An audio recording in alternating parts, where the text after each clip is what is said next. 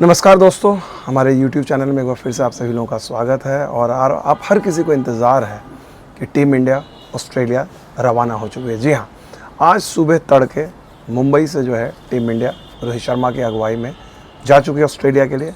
लंबी फ़्लाइट है, जिस समय आप ये वीडियो देख रहे होंगे टीम इंडिया फ़्लाइट में ही होगी, आराम कर रही होगी। लेकिन सुकून की नींद शायद रोहित शर्मा और कोच राहुल द्रविड़ को ना आए, क्योंकि ये जो टीम गई है, यूँ तो अगर देखा जाए तो 15 जो मेन सदस्य हैं वो होने चाहिए थे, तो उन 15 में से 15 नहीं है, 14 ही हैं, एक खिलाड़ी नहीं है। और वही खिलाड़ी तुरुप का इक्का साबित हो सकता था इस वर्ल्ड कप में।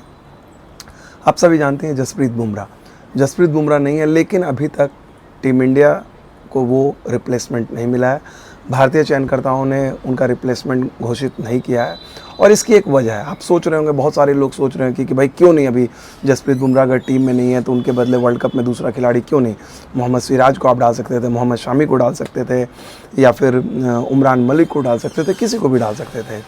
इसकी वजह यह है कि जो ICC का नियम है, इंटरनेशनल क्रिकेट काउंसिल का वर्ल्ड कप का जो नियम है, उसमें नियम ये है कि आप 15 तारीख तक, 15 अक्टूबर, यानी अभी भी करीब 9 दिन का वक्त बचा हुआ है। 9 दिन तक आप इंतज़ार कर सकते हो, अपनी टीम में फेरबदल कर सकते हो किसी के बदले में। और यही बात राहुल द्रविड़ और रोहित शर्मा हड़बड़ी नहीं दिखाना चाहते हैं। इसमें कोई दो राय नहीं। आप लोगों ने, बहुत सारे लोगों ने सवाल किया कि बुमराह के रिप्लेसमेंट कौन होंगे। टीम के दिमाग में कोई दो राय नहीं है कि मोहम्मद शमी इसके रिप्लेसमेंट होंगे।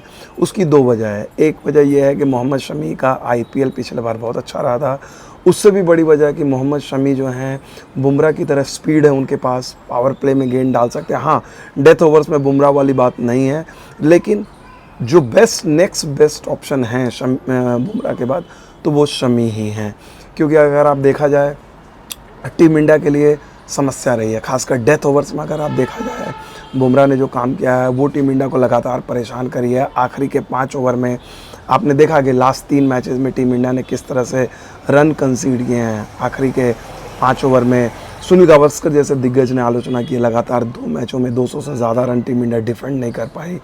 तो और अगर बुमराह सिर्फ एक, ऐसा नहीं है कि बुमराह सिर्फ एक खिलाड़ी के तौर पे, बुमराह खुद तो लाजवाब गेंदबाज हैं, जिनको कहा जाता है all phase bowler. All phase bowler का मतलब चुनिंदा ऐसे गेंदबाज है T20 में जो किसी भी फेज़ में डाल सकते हैं। वो नई गेंद के साथ पावर प्ले में डाल सकते हैं, मिडल ओवर में डाल सकते हैं, डेथ ओवर्स में डाल सकते हैं। ऑल फेज का मतलब अगर आप देखें जाए, दीपक चाहर और भुवनेश्वर कुमार को आप पावर प्ले में डालते हैं, नई गेंद के साथ वो आपको विकेट लेते हैं, अच्छे बड़े कामयाब रहते हैं। वहीं आप अर्शदीप और हर्षल पटेल जैसे गेंदबाजों को आप डेथ ओवर्स में या मिडल ओवर्स में आप यूज़ करते हैं। लेकिन बुमराह एक ऐसा ऑप्शन है कि किसी भी समय कप्तान को वो जो फ्लेक्सिबिलिटी होती है, 4 ओवर वो कभी भी रात में आंख में बंद करके भी वो डलवा दें, वो डलवा देते थे। और यही वजह है रोहित शर्मा की कामयाबी। अगर आप देखा जाए, जो IPL की इन्होंने 5 ट्रॉफी जीती है, उसकी एक बहुत बड़ी वजह जसप्रीत बुमराह और हार्दिक पांड्या का होना रहा है। क्योंकि बुमराह आपके पास हैं, मुंबई इंडियंस के पास रहते थे, तो रोहित की आधी समस्या जो है वो सॉल्व हो जाती थी। और यही बात है कि रोहित परेशान है। इतना ही नहीं, अगर आप बुमराह को देखेंगे तो बुमराह जब इंडियन टीम में खेलते हैं तो उनके साथ वाले जो गेंदबाज हैं, जो उनके साथ, मसलन आप अश्विन की बात करें, इकोनॉमी रेट देखें, उनका इकोनॉमी रेट बेहतर हो जाता है, विकेट लेने की क्षमता बेहतर हो जाती है। कुलदीप यादव की बात करें, या फिर आप युजवेंद्र चहल की बात करें, किसी की बात करें, क्योंकि जब बुमराह आपके पास होता है तो टीमें क्या करती है, बुमराह के ओवर को बचाती हैं, सेव करके खेलती हैं और दूसरे गेंदबाजों को अटैक करना चाहती हैं। और जब दूसरे गेंदबाजों को आप अटैक करने जाते हैं तो आपको विकेट मिलते हैं। तो ये बुमराह एक बहुत बड़ा फैक्टर रहा है। तो अब ये देखा जाए कि बुमराह तो अब है नहीं, और अभी हमें इंतज़ार करना पड़ेगा 6-7 दिन। मोहम्मद शमी, चूँकि वनडे सीरीज़ में मोहम्मद शमी नहीं खेल रहे हैं, लेकिन इसके अलावा, मोहम्मद शमी के अलावा कुछ और खिलाड़ी जो आज से मैच शुरू हो रहा है लखनऊ में, वनडे सीरीज़, वहाँ पर उनके लिए काफ़ी अहम है। संजू सैमसन के लिए काफ़ी अहम है ये सीरीज़। जी हाँ, ये बात उन्होंने कही, शिखर धवन ने कही कि T20 वर्ल्ड कप के खिलाड़ियों के लिए, जो रिज़र्व खिलाड़ियों के लिए, उनके लिए बेहद अहम मौका है।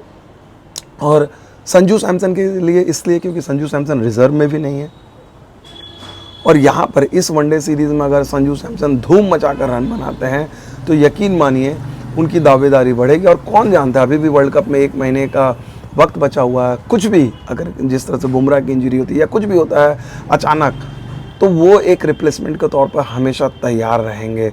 तो एक संजू सैमसन के लिए ये सीरीज़ बहुत अहम होगी। इसके अलावा दीपक चाहर इस सीरीज़ में खेल रहे हैं, मोहम्मद सिराज हैं। इन खिलाड़ियों पर मौका होगा कि ये अपनी दावेदारी को भरे, किस तरह से वो T20 टीम में आने की कोशिश करें। इसके अलावा कई यंग खिलाड़ी हैं, आपको पता ही है, ऋतुराज गायकवाड़ के लिए काफ़ी अहम होगा। इसके अलावा रेस्ट ऑफ इंडिया के लिए जिन खिलाड़ियों ने कमाल दिखाया वो लोग हैं। लेकिन कुल मिलाकर जो खबर है, टीम इंडिया ऑस्ट्रेलिया रवाना हो चुकी है। पर्थ पहुँचेगी टीम इंडिया। पर्थ में इनका बेस कैंप है।